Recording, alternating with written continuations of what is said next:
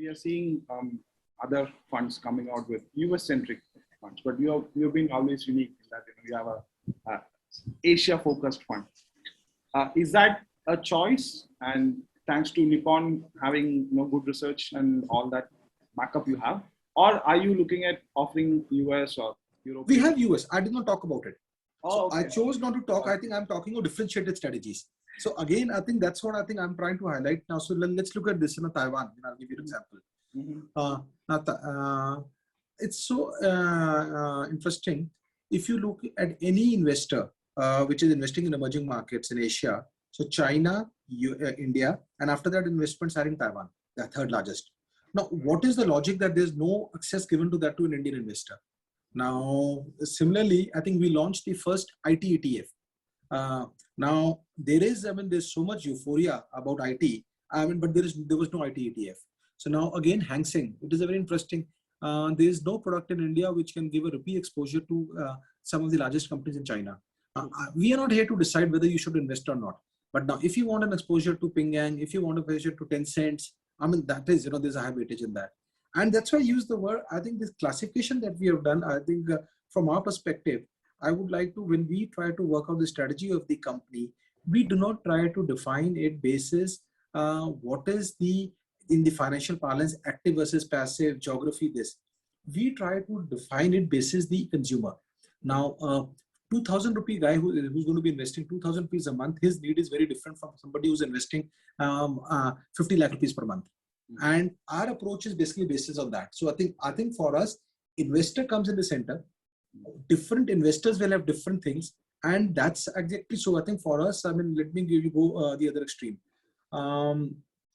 The approach, the marketing approach, the marketing material that we use in Gujarat could be different from what we use in Kerala, could be different from what we use in northeastern states.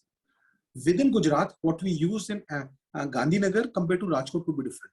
So I think the biggest thing is, I think my learning has been that I think to be successful, I think you cannot see investor as a data point.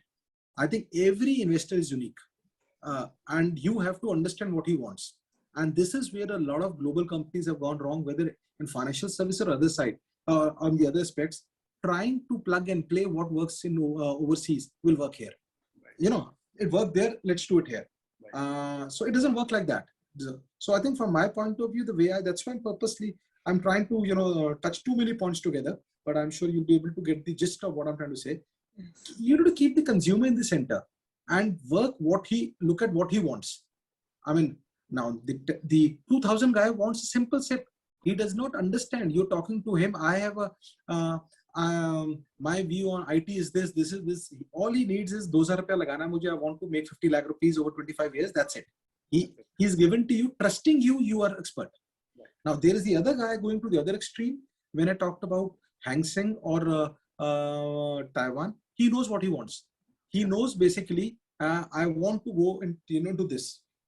So, Mr. Nippon, can you give me that access? That's the only thing he wants. I cannot tell him go, and I'm not here to advise him. Please invest in Japan or China. So I think so. The approach is the investor-centric. Keep him in the center, and do not try to paint every consumer with the same brush. Everyone has different way of thinking, different needs. The core remains the same, but I think the way he sees risk, the way he sees products, and the way he sees our industry is different. Over the years, a lot of people ask me this question, Sundeep, I think what is the key to build up a successful asset management company? I can complicate it as much as I want, but I think I just say a simple thing. It's the easiest business. It's the easiest business. All you need to do is keep your eyes and ears open and understand what the investor wants, and respect the fact every investor is different. And every investor is different. Don't try to go this thing. And that's why you cannot say I'm in asset management for 300 years. I will from Boston. I can tell you what works in India. It doesn't work like that. It doesn't work like that. From Bombay, we can't tell, and I'll tell you this example, there's so much difference in the investor in Bombay versus, I'll give you, I come from North, come from Punjab, Chandigarh. Today, someone in my own father, he will like to visit a branch, talk. Pampering is something that helps him. In Bombay, you cut and dry and you say, I want my business done and I move on. I mean, there's a difference in approach. So, I mean, so that's the way you design your branches. That's the way you have your staff. That's the way you train them. I mean, so I'm just trying a very simple approach. You cannot, in Bombay, you will just say, give the application and thank you very much and you move on, and before taking the application, you have to talk 10 things. How are you? How's your son? How's this? And everything. Without that, it doesn't work. Right. So I'm just trying to give you, this is just a example. That's a street view versus a helicopter shot view, right? Sure.